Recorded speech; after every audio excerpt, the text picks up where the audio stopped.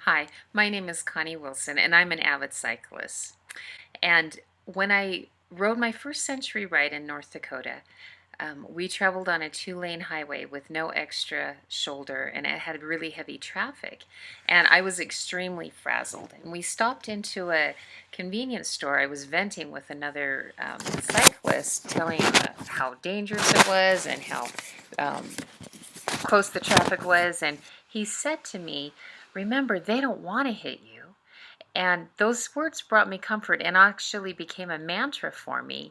When situations get sticky, I think, the cars don't want to hit me. And as a cyclist, I don't want to be hit by a car. And as a motorist, I don't want to hit a cyclist. And I believe each of us feels the same. I've been cycling 10 years and I log 3 to 4,000 miles each year on my bike. I also work at a local bike shop as a group ride leader, teaching other people how to ride in traffic and feel safe on the streets.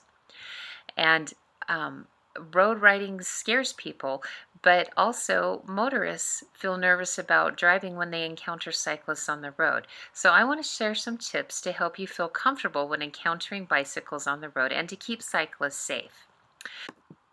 So first, I'm going to explain that bikes legally belong on the streets and how to pass bikes. Second, how to share an intersection. Third, how and when cyclists take a lane and what that means. And finally, a few things with concerning common courtesy. Now, before I get going, I want to do a quick disclaimer that not everyone on a bike is a cyclist. Um, there are the clueless people that are only trying to get from point A to B, and there are kids who are foolish and invincible. Those are not who I'm talking about.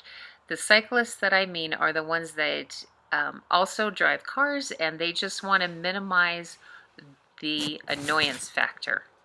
So, first of all, bikes are supposed to be in the street. It's the law. We ride with the flow of traffic.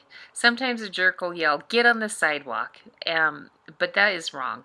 A 1996 transportation research record study showed that bikes are 25% more likely to get in an accident on the sidewalk. So we ride in as straight a possible line close to the driving lane. We don't hug the curbs and go in and out of the cars because that is not safe.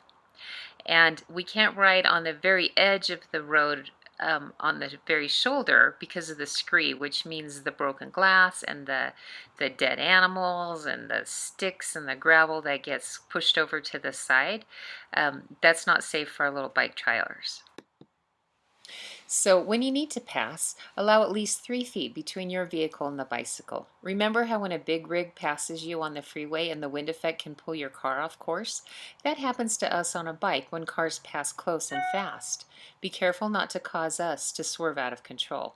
So be patient and wait to pass until it's safe, just like you would for any slow car. It really only takes a few moments and is not going to ruin your day. Second, stop signs and right-of-ways. Treat us like vehicles. If we're all at an intersection and you motion us out of order, it may seem like a kind deed, but it's awkward, and sometimes we can't trust it because we don't know if the other cars are on board or if they're oblivious, and we have to wait and make sure everything's safe, and it just takes a little longer. So at an intersection, acknowledge us. Eye contact is the best way, but I know everyone wears sunglasses now. So a smile or a nod or in any way an indication that you see us, that we know that you see us, will help speed up that whole interaction at the intersection. Now, when a cyclist is in the right lane and you want to turn, don't speed up and get in front of the cyclist and cut him off.